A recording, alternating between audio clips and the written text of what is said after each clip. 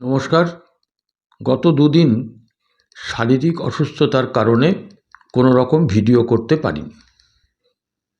আমি আজকের এই ভিডিওতে আপনাদের সকলকে স্বাগত জানাচ্ছি এবং আশা করি এখন থেকে প্রতিদিন আবার সকাল 9টায় যেমন ভিডিও চলছিল সেরকমই ভিডিও করব। আমার এই ভিডিওর সর্বাগ্রে সদ্য সমাপ্ত বিধানসভা নির্বাচনে রাজ্যে বিজেপির নেতৃত্বাধীন যে সরকার আসছে বিপুল জয়ের মধ্যে দিয়ে, আগামী 9 তারিখ সেই সরকার শপথ গ্রহণ করবে। আমার এই ছোট্ট ইউটিউব চ্যানেলের পক্ষ থেকে আমি নতুন সরকারের প্রতি শুভেচ্ছা জ্ঞাপন করছি। প্রথমেই আপনাদেরকে বলে রাখি যে বিজেপি নেতৃত্বাধীন সরকারকে শুভেচ্ছা জানালাম বলে কেউ যেন আবার এটা মনে করবেন না যে আমি বা আমার চ্যানেল পথ পরিবর্তন করছি। আমি আগাগোড়াই বলে এসেছি যে আমি বামপন্থী মানসিকতা সম্পন্ন। আমার ইউটিউব চ্যানেলের প্রথম দিন থেকে বামপন্থীদের পক্ষে আমি কথা বলে এসেছি, আগামী দিনেও বলবো। পাশাপাশি নতুন সরকার যদি ভালো কাজ করেন নিশ্চয়ই সেই সমর্থন জানাবো, কিন্তু যদি সরকার অগণতান্ত্রিক কাজ করেন, জনবিরোধী কাজ করেন, তাহলে আমার চ্যানেল ঠিক যেভাবে বিগত প্রায় 1.5 বছর ধরে এই চ্যানেল করার পর থেকে তৃণমূল কংগ্রেসের বিরোধিতা করে এসেছি, সরকারের বিরোধিতা করে এসেছি, সরকারের ত্রুটি বিচ্যুতিগুলো সামনে এনেছি, আগামী দিনেও কিন্তু বিজেপির নেতৃত্বাধীন সরকারের সমালোচনা, ত্রুটি বিচ্যুতি এগুলো কিন্তু আমার চ্যানেলে থাকবে। দেখুন, পরিষ্কার কথা, আমি অত বিশ্লেষণের মধ্যে যাব না। আমার শরীরটা এখনও যে পুরো ভালো তা নয়। আমি আজকের ভিডিওটাও বেশি বাড়াবো না। মোদ্দা কথা, আমি যেটা বুঝেছি, এই যে নির্বাচনটা হয়ে গেল, এই নির্বাচনটা মূলত হয়েছে মমতা ভার্সেস জনতা। মানুষ এই মমতার সরকারকে সরাবার জন্য একেবারে উজাড় করে ভোট দিয়েছেন এবং সেই ভোটের সিংহভাগ বিজেপি পেয়েছে। বামপন্থীরা সেই অর্থে খাতা খুলেছে, দমকলে থেকে আসন জিতেছে, কয়েকটি সিটে দ্বিতীয় পজিশনে থেকেছে, গতবারের মতনই প্রায় পার্সেন্টেজ রয়েছে, প্রাপ্ত ভোট পার্সেন্টেজ। কিন্তু আমি তো কোনো এক্সিট পোল করিনি। আমি যেটা ফলাফল ঘোষণার আগে দিন ভিডিওতে বলেছিলাম যে তৃণমূল কংগ্রেস 100-র নিচে থাকবে, তাই থেকেছে।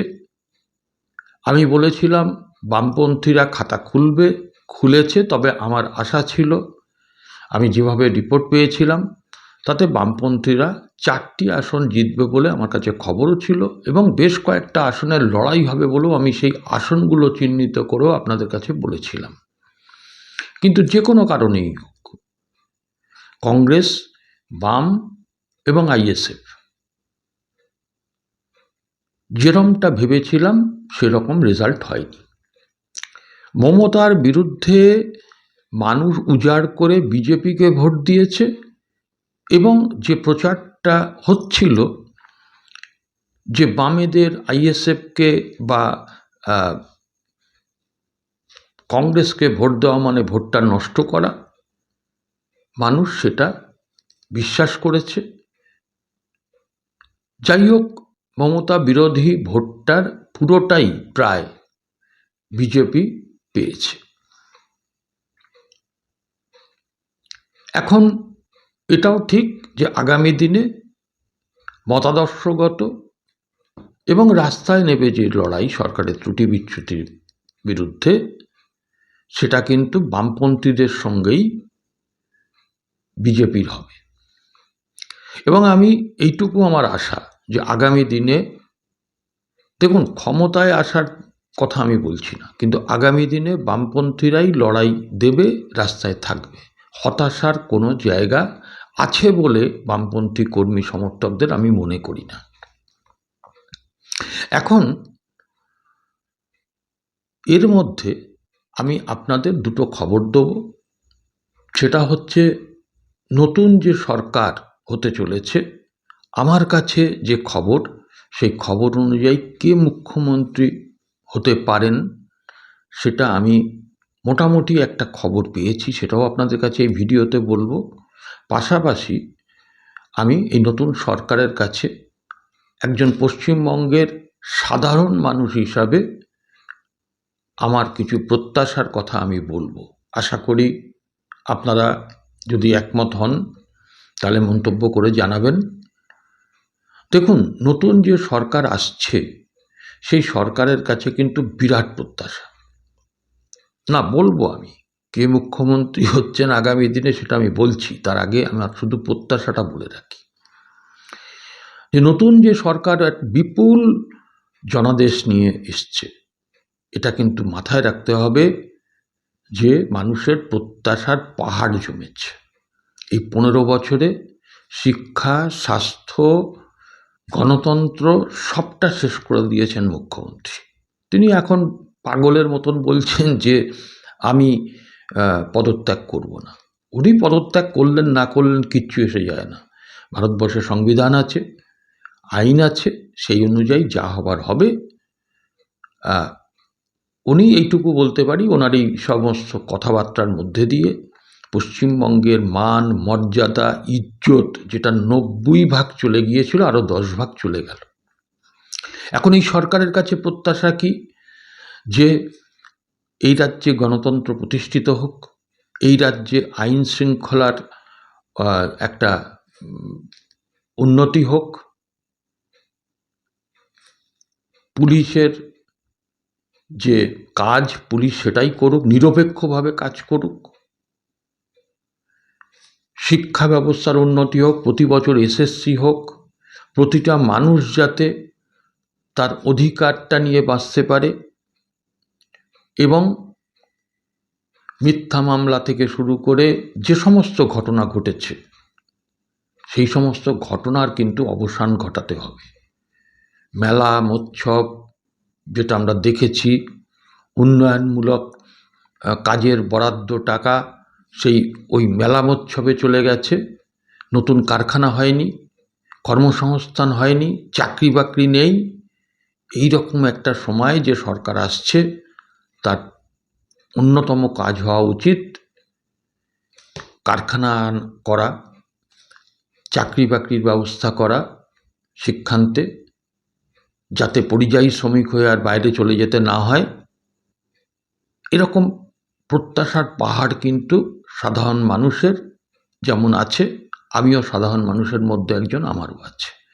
তবে আমি মনে করি শপথ গ্রহণের সঙ্গে সঙ্গেই একেবারে প্রাথমিকভাবে যেটা করা দরকার, যেই 15 বছর ধরে আমাদের ট্যাক্সের টাকা যেভাবে নয়ছয় করা হয়েছে, গোটা পশ্চিমবঙ্গের সমস্ত দপ্তরগুলোতে যেভাবে চুরি হয়েছে, পশ্চিমবঙ্গের অর্থনীতিকে যেভাবে ধ্বংস করা হয়েছে, চুরি করা হয়েছে, সেই চুরির কিন্তু প্রকৃত তদন্ত করে দ্রুত চোরদেরকে তাদের যেখানে জায়গা সেই গারদে পোড়ার ব্যবস্থা করুন। এবং চোরেদের যিনি রানী বা চোরেদের যিনি সর্দার, তাদেরকে একেবারে গারদে ভরার আমি অনুরোধ করছি। পাশাপাশি ওই শান্তিনিকেতন যে বিল্ডিং, যেখানে অভিষেক বন্দ্যোপাধ্যায় পুলিশি ঘেরাটোপের মধ্যে থাকেন, যেখানে পুলিশ কিয়ক্স আছে, গার্ডরেল দিয়ে ঘিরে রাখা আছে, সাধারণ মানুষের যাতায়াতের সমস্যা হয়, সেটা ইমিডিয়েট ক্লিয়ার করার জন্য আমি নতুন সরকারের কাছে আবেদন করছি। তবে এইটুকু বলে রাখি, বিভিন্ন দিকে ওই গেরুয়া পতাকা নিয়ে কিছু কাজ হচ্ছে যেগুলো সমর্থনযোগ্য নয়। আইনের শাসনটা আসুক। তবে হ্যাঁ, এটা আমি অকপটে বলতে পারি, মানুষের যে পরিমাণ ক্ষোভ, যেটা আশা করেছিলাম বা সবাই ভেবেছিলেন, ততটা কিন্তু আক্রমণ, ওই দুষ্কৃতীদের বিরুদ্ধে যে ক্ষোভ, কারণ তৃণমূল কংগ্রেসের একেবারে গ্রাম পঞ্চায়েতের মেম্বার থেকে মুখ্যমন্ত্রী পর্যন্ত তাদের ওপর যে ক্ষোভ, সেই ক্ষোভের কিন্তু যতটা বহিঃপ্রকাশ হবে ভেবেছিলাম হচ্ছে না। এটা মঙ্গলের।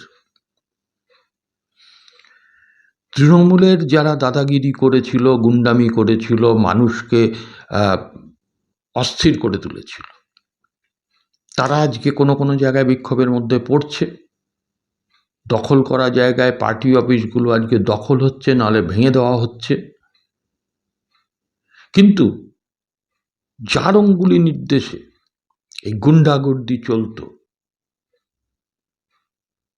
আঞ্চলিক দল তৃণমূল কংগ্রেসের সর্বভারতীয় সম্পাদক অভিষেক ব্যানার্জি, এইটুকু বলে রাখি, 8 তারিখে আমার কাছে যা খবর, অভিষেক ব্যানার্জি দুবাই চলে যাচ্ছেন।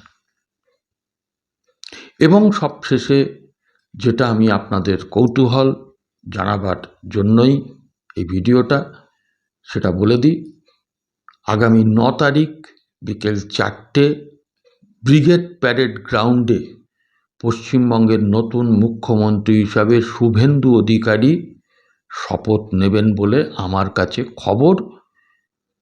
এখন এই খবর যদি ভুল হয়, আমি তার জন্য আগাম ক্ষমা প্রার্থী, কিন্তু আমার কাছে যেটুকু খবর আপনাদের জানানোর প্রয়োজন বলে আমি জানালাম। যারা ভিডিওটা শুনলেন শেষ অবধি, তারা আপনাদের মতামত কমেন্ট বক্সে নিশ্চয়ই জানাবেন।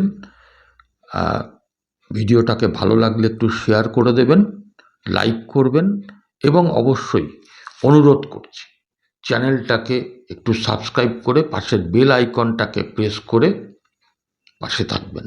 নমস্কার, সবাই ভালো থাকবেন। আবার দেখা হবে আগামী এপিসোডে।